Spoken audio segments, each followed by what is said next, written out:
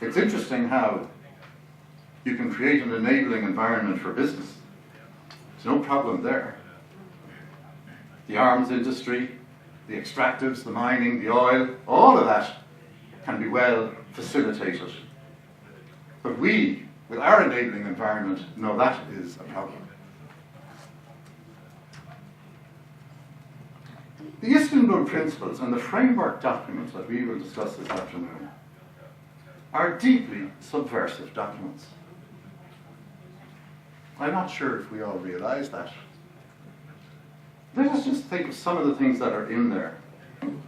Human rights, working with the excluded and marginalized, especially women, as they actively participate in development planning and seeking their consent for programs that will be worked with in partnership with them. We will educate poor communities on their legal rights and build their capacity. The commitment to gender equality in our own work will have wide-ranging consequences for society.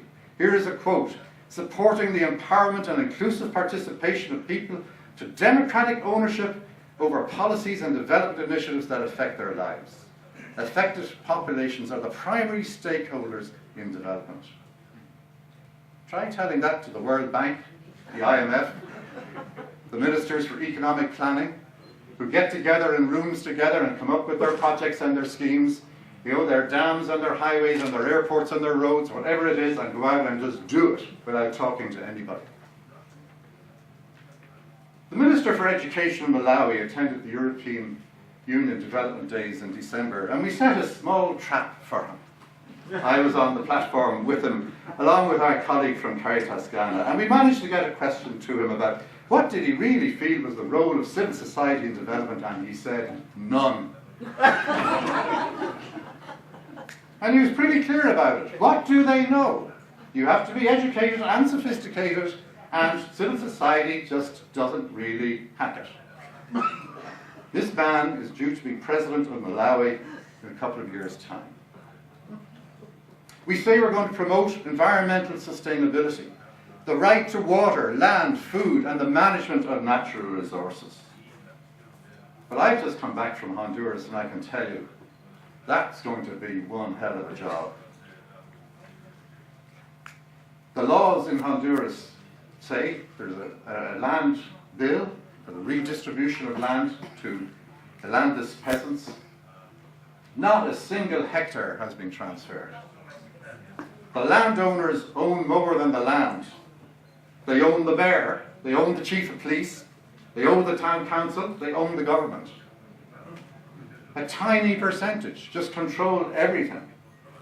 It's simply not conceivable that this can happen in Honduras without a deep social and political revolution. We say that we will promote the rights of people to work in a healthy environment. In Pakistan and India today, despite laws that forbid bonded labour, there are tens of millions of people trapped in slavery. There are more slaves in today's world than when slavery was abolished 200 years ago. So it would be very interesting to kind of try and capture the real reaction in Busan of governments to this agenda. Oh yes, we will hear lip service paid to it. But this agenda strikes at the heart of the political and economic structures that has the world the way it is, and which works to the benefit of so many in the elite, and they have no particular desire to change it. I felt when I was in Accra and the CSOs were being challenged about your aid effectiveness. Oh, you're all over the place, you know. You need to get together. What about division of labour? We don't know what you're at. This is all a bit of a shambles, you know. Go away for 3 years and come back with a proper plan. This is not the plan they had anticipated. They were looking for the Paris Declaration for slow learners.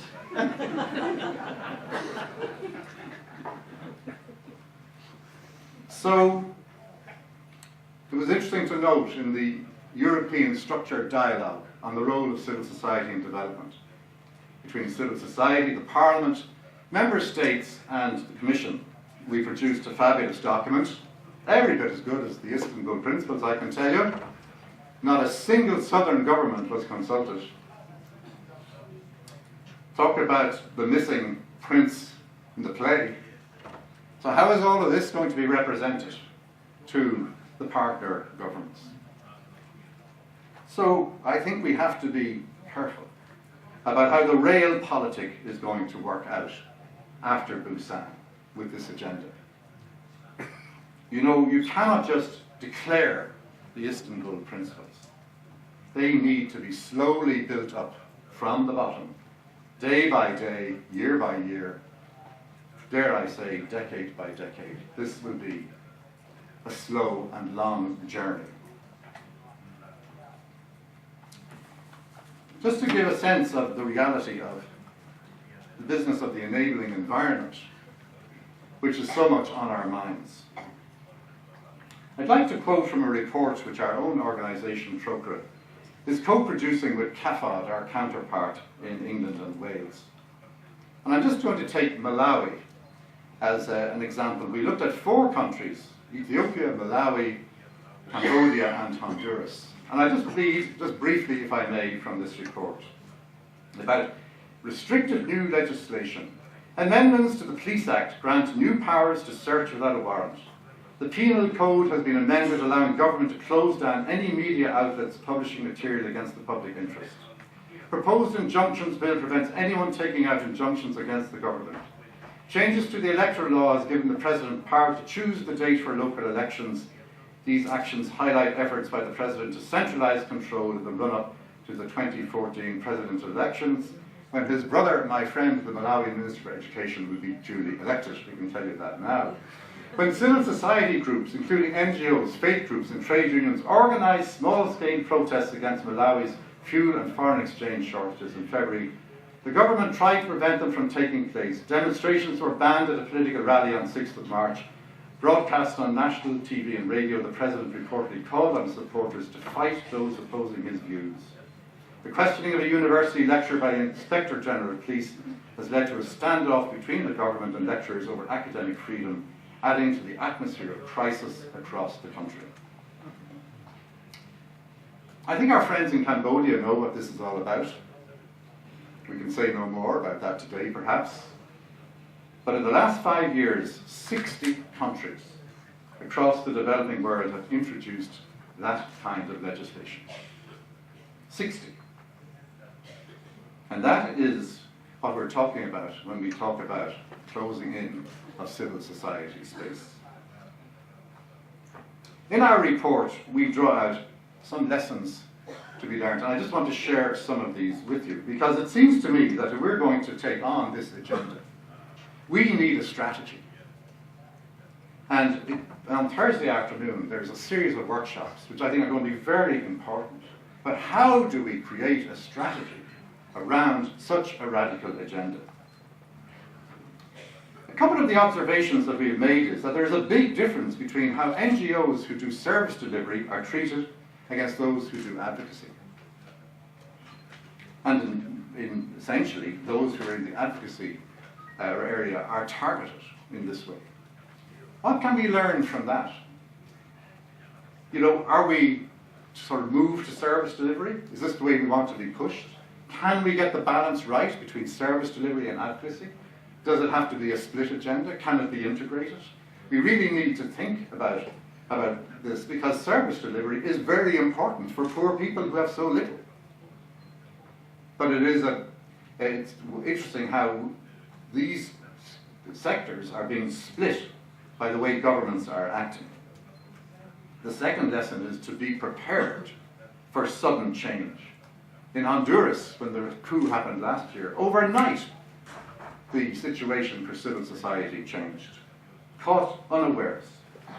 We need to build horizontal alliances, and perhaps the Open Forum is one of the best examples of this, bringing together people not just from the development sector, but trade unions, academic institutions, the media, professional associations.